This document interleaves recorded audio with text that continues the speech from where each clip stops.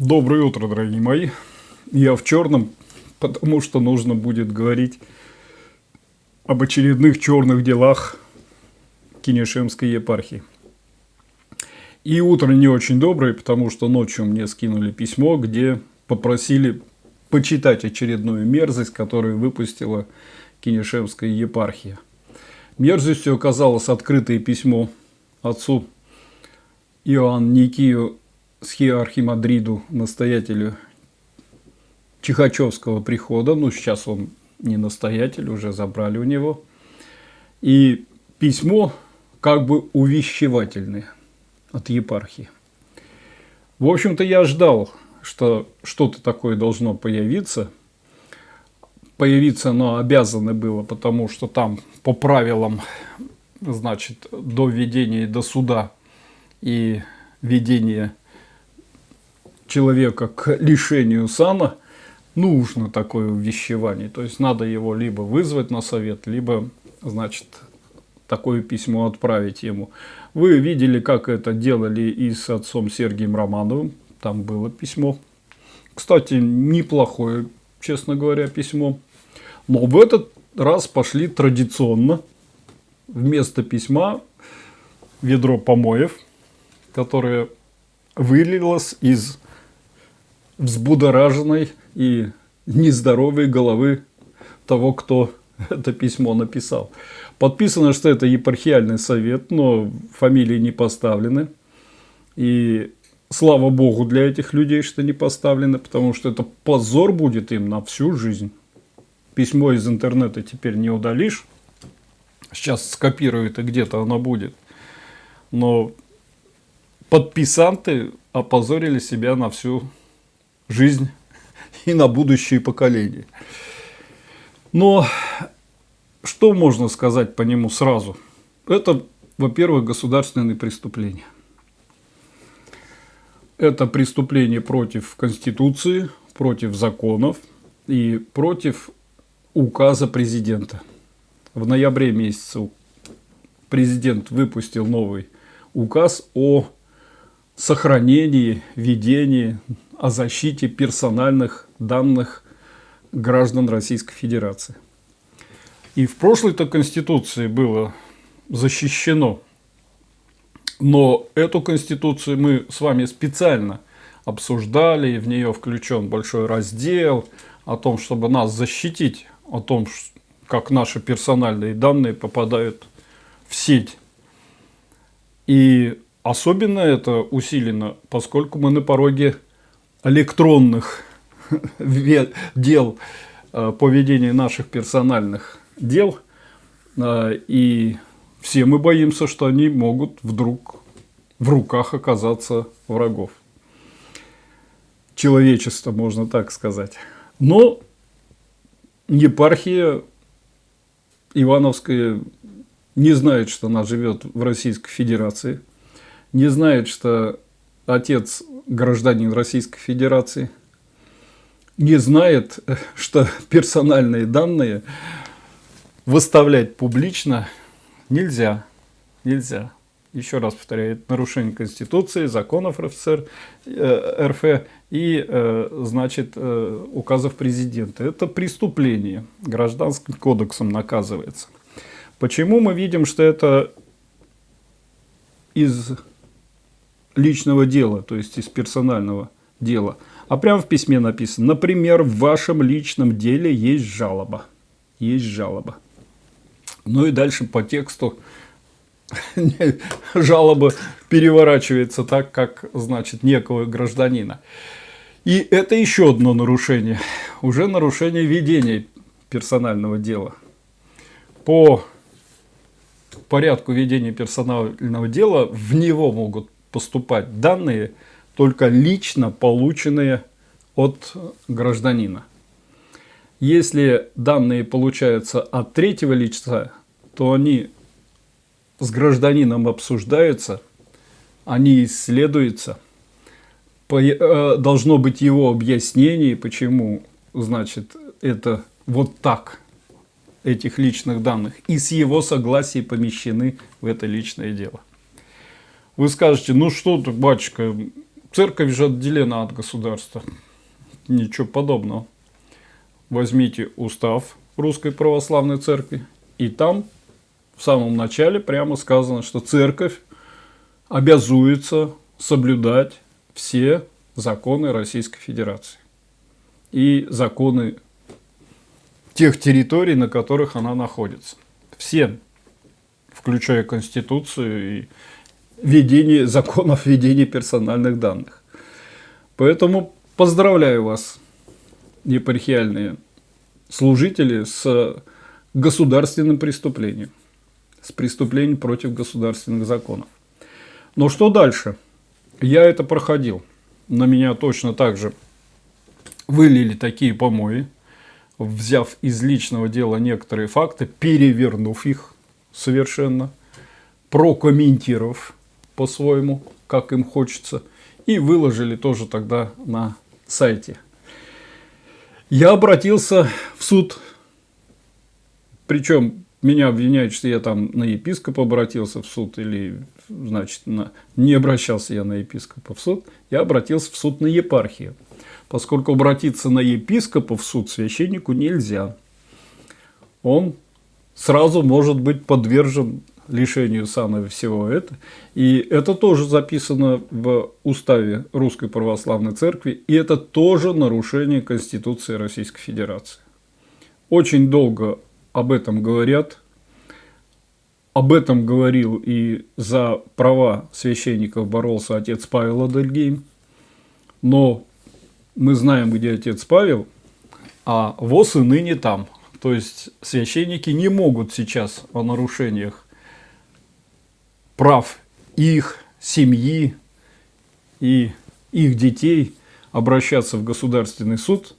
И мы это видели, что даже тогда, когда некоторые епископы домогаются их жен и просят приблизить их детей в алтаре к себе.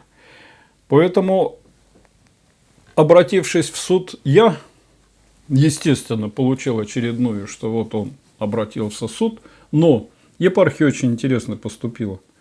Она в суд принесла документ, что это не наш сайт, это какой-то поддельный сайт был ликвидирован.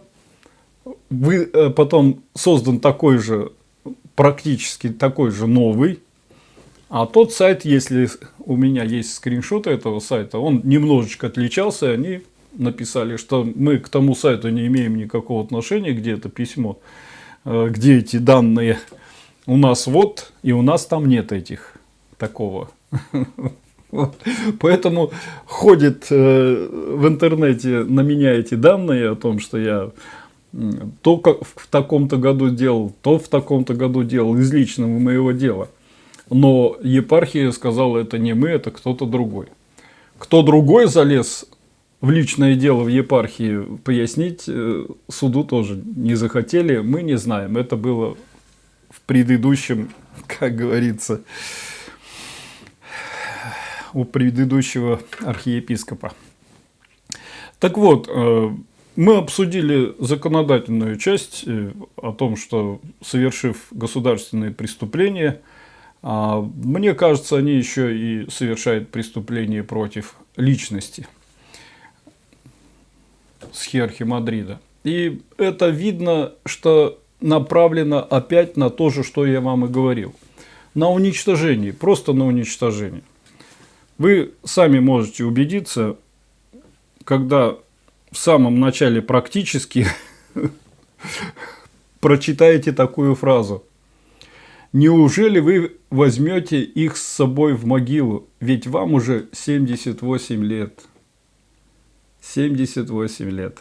Намекает епархия отцу Иоанники, что у него есть некое такое имущество. То есть Байден стал президентом Америки в 78 лет, и все надеются, что он поднимет Америку. А наша епархия намекает, что тебе уже 78 лет, и что тебе уже пора в могилу. И я вам тоже рассказывал, что это традиционный метод. Отняли храм у отца Николая Лариона, схи, монаха. Где отец Николай? Отняли храм у отца Василия. Забыл, как фамилия. Казанский храм в Иваново. Где отец Василий? Умер настоятель Кинешемского храма прямо в тот момент, когда его практически поругали. Прямо здесь ему стало плохо, что он не так служит, и умер. И поставили нового настоятеля. Там, где молодой настоятель никак не умирает, его просто нужно, я уж прошу за светские такие разговоры, съесть. И отец Андрей, который построил храмы в Иваново, сын знаменитого юриста, сначала маленький, потом огромный, большой, красивый, где он теперь? Его перевели в маленькое село. Ну, правда, село Плес. Он там якобы. Последний пример. Месяц назад Владимирский храм освободили от отца Харисамфа. У отца Харисамфа, как я услышал, сразу инфаркт. В больнице сразу у него ковид, у него реанимация, у него отек. И дай бог ему здоровья, чтобы не умер. А это, может быть, и не вписывается в планы епархии, митрополии или так далее.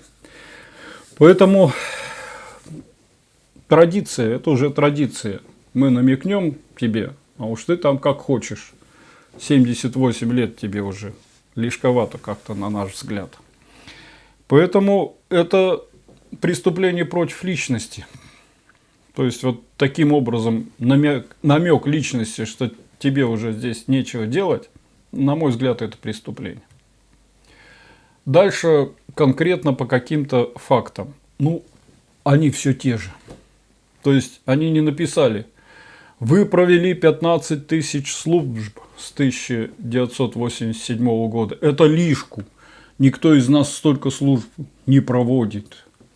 К вам едет по 300, 400, 500 человек. Так нельзя. Я митрополит на службу прихожу, там все прихожане разбегаются и стоит 10-20. А у тебя 500. Они не стали этого писать. Они начали искать опять, где тут какую-то грязь в храме можно найти, где там что-то не так, где там покрывало в виде женского платка. Все уже изодранное почти в дырах. А покрывало от новомученика Иоанна Доброхотова еще осталось, которого вот так же вывели из храма и убили прямо при храме враги церкви. И имущество его в храме до сих пор хранится вот, в виде некоторых деталей. А для них это старый плат. А для нас это святыня. И как к этому относиться, к их описанию? Какие основные доводы в этом увещевательном письме мы с вами видим? И я вам скажу, что доводы очень простые. Первый довод, который пытаются выставить, и у меня тоже такое было, это то, что вас не любил еще и архиепископ Авросий. Вот. Он вам писал, там 2 раза в письме об этом сказано. Ну и второй довод – это нагустить жути, напустить. Вот все тут грязь, пауки, привидения, все как в ужастике, по закону жанра, все там это описано, все это имеется. Мы об этом сейчас поговорим, и о пауках тоже, но сначала о доводах, относящихся к архиепископу Амвросию. Я тоже с этим столкнулся. У меня тоже в моем обвинении есть, значит, что архиепископ Амвросий вам писал и все остальное. И что я могу об этом сказать? Что однажды у нас начиналось большое хорошее дело. Мы, ладно, ну, в общем, Родниковое кольцо, паломнический вот такой маршрут, строительство санатория и так далее. Вот я заехал и взял благословление, причем письменные благословления от владыки, чтобы было все, как говорится, узаконено, чтобы все это делать законным путем. Приезжаю домой, а дома письмо из епархии. Я открываю, а в письме текст. Вы позор нашей епархии, то, что вы делаете, это все недопустимо ни по каким каноническим, значит, вот, и так далее, и тому подобное. Вот. И подпись архиепископ Амвросий. Первое, что мне бросилось в глаза, что подпись поддельная. Я 3 года работал заведующим отделом писем при газете районной. И специально занимался графологией, чтобы в некоторых письмах все-таки находить признаки вот этих клеветников, которые время от времени левой рукой писать или каким-то, значит, способом изменить, значит, свой почерк. Сразу вижу, подпись-то не та. Вот у меня есть, лично я видел, как подписался архиепископ на моем благословении и его подпись. И вот это письмо. Но я не стал ничего писать, не стал огорчаться, не стал получать инфаркт. Я поехал сразу на следующий день к владыке и показываю ему это письмо. А он говорит: первый раз вижу. Я такого не писал. Я говорю: откуда же, владыка, это взялось? Я не знаю, сказал владыка, немножечко спрятав глаза. Я потом узнал. Потом мне рассказали. У нас был здесь такой секретарь, который отличался тем, что в сауне при мужиках мог из горла выпить бутылку водки, а потом долго плавать по бассейну. Отличался тем, что собирал персональные данные на всех, и некоторые ему платили лично взнос, а не в епархию. Вот, потому что персональные данные можно было как хочешь трактовать. И оказалось, что этот секретарь имеет доступ к бланкам и имеет доступ и к епархиальной печати, и в любое время может все, что хочешь, это. Вот. Посылая таким образом письма, он намекал или приводил к скандалу. И я должен был приехать к владыке, что вы тут такое понаделали. Или, по его мнению, мог просто снять крест и это. Но я-то подумал, что все, дело решено, инцидент исчерпан. Но копия такого письма легла в личное дело. И когда решили со мной разобраться, то эта копия раз и всплыла. Уже никому дела никакого нет. Вот, что на ней подписи не та, и уже, да и владыки-то нет. Царствие ему небесное. Поэтому вот этот посыл к отцу Амвросию, к владыке Амвросию, я прошу сразу всех отмести, потому что ничего подобного. Отец Амвросий знал, что там происходит, он прекрасно понимал, что это творится, и мы с ним разговаривали на эту тему, и к нему приезжали из Чихачева не раз делегации. Но то, что жалобы могли прийти, это однозначно, потому что любое большое дело, оно всегда с какими-то недовольными бывает. Ну, а дальше давайте поговорим о жучках-паучках.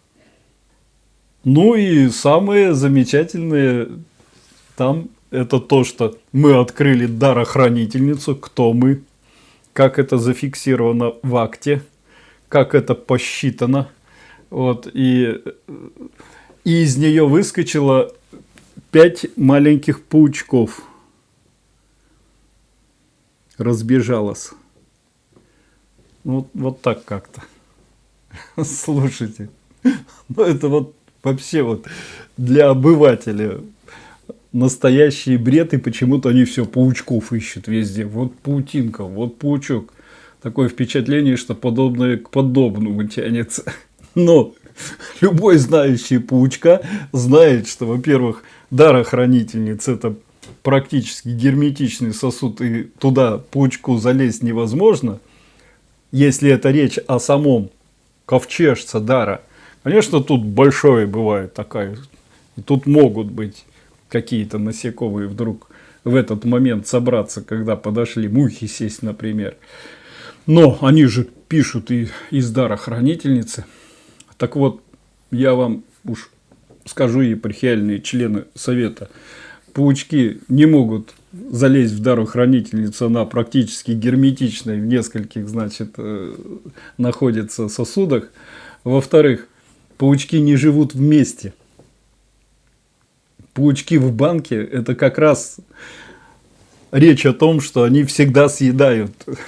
Это вы похожи на этих паучков, которые охотятся за отцом Ионикием, и, видимо, у вас уже в голове перепутались настоящие паучки с вашим паучачьим мышлением. И паучки не живут в замкнутом пространстве. Они живут там, где можно паутину раскинуть. Что вы, милые, это вы собрались в одном здании всей этой и едите потихоньку епархии и митрополию.